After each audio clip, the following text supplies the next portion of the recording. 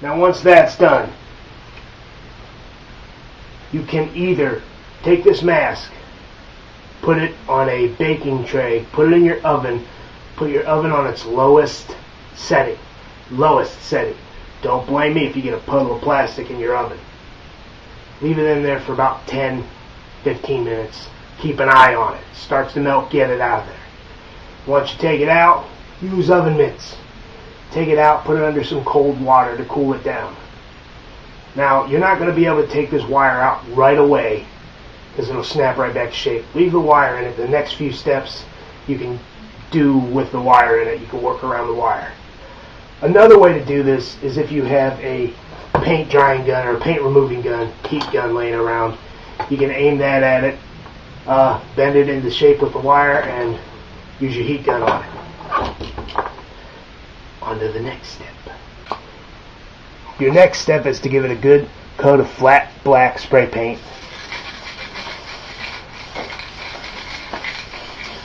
All over the mask. You want to do it on the outside and the inside. You might have to give it a couple coats. Now once you're done with that, you have this very ominous, spooky looking black hockey mask.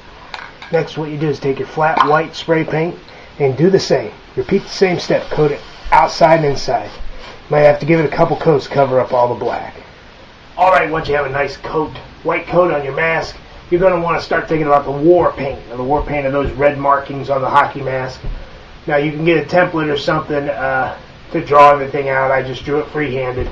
And I drew it with a marker, or you can use a pencil first in case you screw up. Don't worry, if you screwed up, coat it with another coat of white paint, cover your mistakes.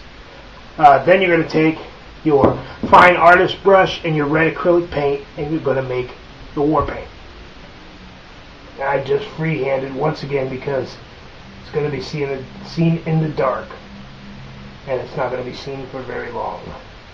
And once you got your groovy war paint where you want it, you're going to come back to your black spray paint, and you're going to lightly mist all over the mask. Just a very light misting over the hockey mask. Not too heavy, you don't want to paint it black.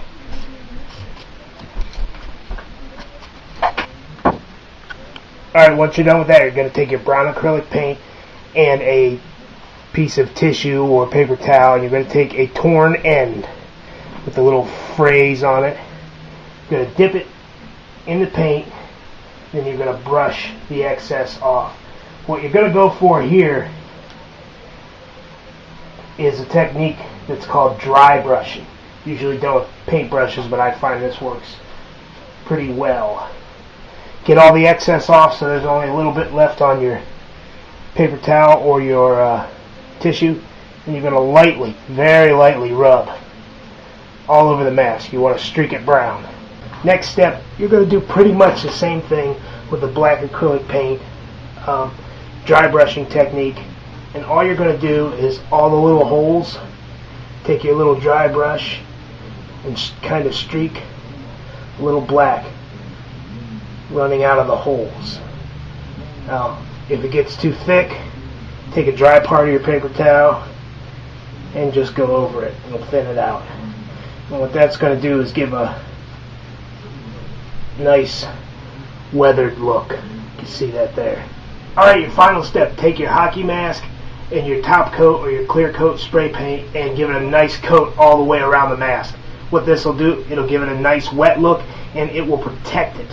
So give it a couple coats of that and you're done. Any embellishments you want to do, you could go buy snaps, go buy some rubber or leather straps and make authentic looking straps instead of these crappy elastic ones.